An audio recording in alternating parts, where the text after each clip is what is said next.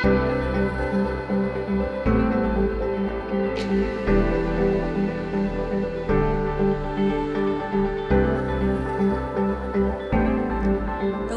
Demo ꯑꯁꯤ IR ꯃꯣꯗ꯭ꯌꯨꯜ ꯁꯤꯖꯤꯟꯅꯔꯒ motion detect ꯇꯧꯅꯕꯅꯤ꯫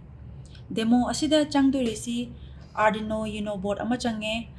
IR ꯃꯣꯗ꯭ꯌꯨꯜ ꯑꯃ ꯆꯪꯉꯦ, ꯕꯖꯔ ꯑꯃ ꯆꯪꯉꯦ, LED ꯑꯃ ꯆꯪꯉꯦ, ꯑꯗꯨ 1 kilo ohm resistor, breadboard, ꯑꯗꯨꯒ jumper wire ꯈꯔꯒꯁꯨ ꯆꯪꯉꯦ꯫ ꯍꯧꯖꯤꯛ circuit diagram ꯑꯁꯤ ꯌꯦꯡꯂꯒ connection ꯇꯧꯔꯁꯤ꯫ ꯑꯍꯥꯟꯕꯗ ꯁꯤꯒꯤ ꯀꯩꯅꯣꯁꯦ ꯍꯥꯟꯅ IR ꯁꯦ ꯍꯥꯟꯅ connect ꯇꯧꯔꯁꯤ Arduino ꯒ꯫ IR ꯗ pin ꯑꯍꯨꯝ ꯌꯥꯎꯏ꯫ ꯑꯍꯥꯟꯕꯒꯤ pin VCC ꯁꯦ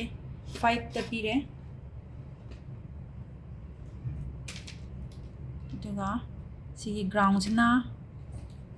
groundꯗ ꯁꯝꯕꯤꯔꯅꯤ꯫ ꯑꯗꯨꯒ ꯁꯤꯒꯤ output signalꯁꯤꯅ pin number 2 ꯄꯤꯔꯦ꯫ ꯁꯤꯃ ꯂꯣꯏꯔꯦ꯫ ꯑꯗꯨꯒ ꯍꯧꯖꯤꯛ ꯑꯩꯈꯣꯏꯅ ꯕꯖꯔꯁꯤ ꯑꯃꯨꯛ ꯁꯝꯃꯁꯤ꯫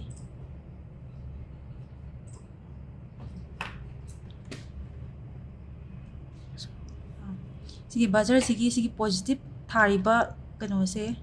ꯁꯤꯒꯤ ꯄꯣꯖꯤꯇꯤꯚꯁꯤꯅ pin number 5 ꯇ ꯄꯤꯔꯦ꯫ ꯑꯗꯨꯒ ꯅꯦꯒꯦꯇꯤꯚꯁꯤꯅ groundꯗ ꯄꯤꯔꯦ꯫ ꯍꯧꯖꯤꯛ LED ꯁꯤꯅ ꯑꯁꯥꯡꯕꯁꯤꯅ ꯄꯣꯖꯤꯇꯤꯚ, ꯅꯦꯒꯦꯇꯤꯚ ꯄꯤꯔꯅꯤ꯫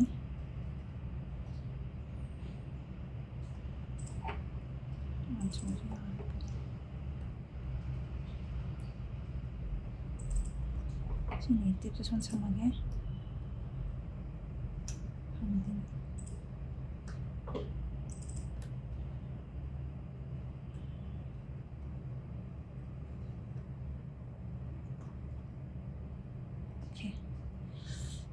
ꯁꯤꯒꯤ LEDꯒꯤ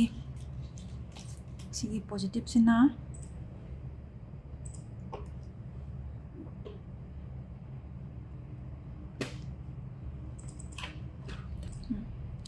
LEDꯒꯤ ꯄꯤꯟꯁꯤꯅ Arduinoꯒꯤ pin number 12 ꯇ ꯄꯤꯔꯦ꯫ ꯁꯤꯗ ꯀꯅꯦꯛꯁꯟꯁꯦ ꯂꯣꯏꯔꯦ꯫ ꯑꯗꯤ ꯄ꯭ꯔꯣꯒ꯭ꯔꯥꯝꯁꯦ ꯑꯞꯂꯣꯗ ꯇꯧꯔꯒ ꯑꯃꯨꯛ ꯌꯦꯡꯉꯁꯤ꯫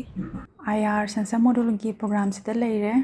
ꯁꯤꯗꯩꯁꯤꯗ ꯑꯩꯈꯣꯏꯅ ꯂꯧꯔꯤꯁꯤ IR ꯁꯦꯟꯁꯔꯒꯤ ꯄꯤꯟꯁꯤ ꯑꯩꯈꯣꯏꯅ Arduinoꯒꯤ ꯗꯤꯖꯤꯇꯦꯜ ꯄꯤꯟ 2 ꯗ ꯄꯤꯔꯦ꯫ ꯑꯗꯨꯒ IRꯁꯤꯅ ꯗꯤꯇꯦꯛ ꯇꯧꯏ ꯇꯧꯗꯦ ꯈꯪꯅꯕꯒꯤꯗꯃꯛꯇ ꯕꯖꯔ ꯑꯃꯒ LED ꯄꯤꯟ ꯑꯃꯒꯁꯨ ꯂꯧꯔꯦ꯫ ꯑꯗꯨꯒ ꯕꯖꯔ ꯄꯤꯟꯁꯤꯅ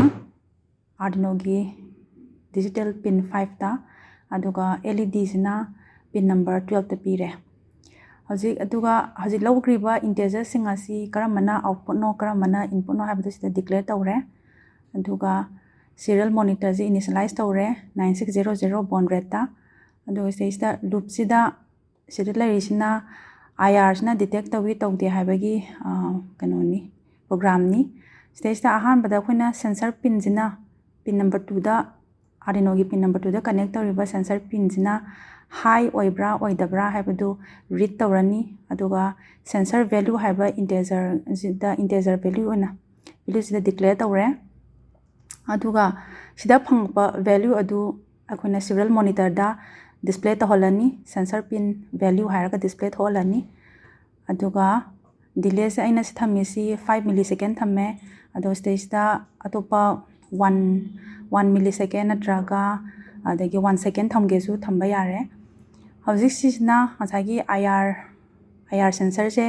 ꯗꯤꯇꯦꯛ ꯇꯧꯏ ꯇꯧꯗꯦ ꯍꯥꯏꯕꯒꯤꯗꯨꯅꯤ꯫ ꯁꯤꯗ ꯐꯪꯉꯤꯕ ꯁꯦꯟꯁꯔ ꯚꯦꯂꯨꯗꯨꯅ ꯀꯔꯤꯒꯨꯝꯕ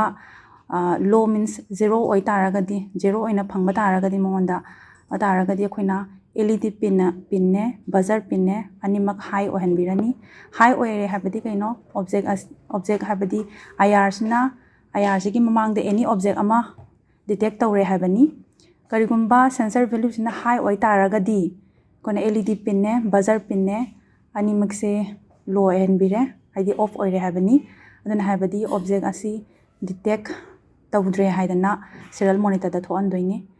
ꯍꯧꯖꯤꯛ ꯁꯤꯗꯩꯁꯤꯗ IR ꯁꯦꯟꯁꯔꯒꯤ ꯄ꯭ꯔꯣꯒ꯭ꯔꯥꯝꯁꯦ ꯂꯣꯏꯔꯦ꯫ ꯄ꯭ꯔꯣꯒ꯭ꯔꯥꯝꯁꯤꯗ ꯂꯥꯏꯕ꯭ꯔꯦꯔꯤ ꯑꯃꯠꯇ ꯍꯥꯞꯀꯗꯕ ꯂꯩꯇꯦ꯫ ꯁꯤ ꯄ꯭ꯔꯣꯒ꯭ꯔꯥꯝꯁꯦ ꯂꯣꯏꯔꯕꯅꯤꯅ ꯍꯧꯖꯤꯛ ꯑꯞꯂꯣꯗ ꯇꯧꯔꯁꯤ꯫ upload tawdringayda hana tools ta changani tools ta changaga ahan bada khoina board selection hana tawba mathau tare board sida khoina samise Arduino gi board na Arduino karamba Arduino no da khoina select tawbirani Arduino Uno board ni aduga tools amu changaga Arduino Uno board na connect tawriba kano port number do adu select tawbirani aigi oina di port number se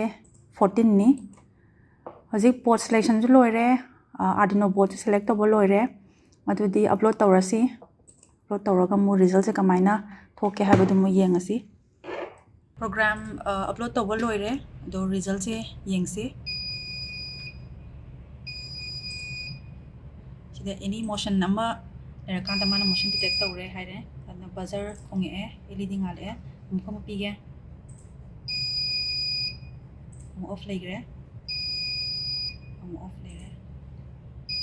edi isna habdi motion detect tawhan begi ayar sinaraga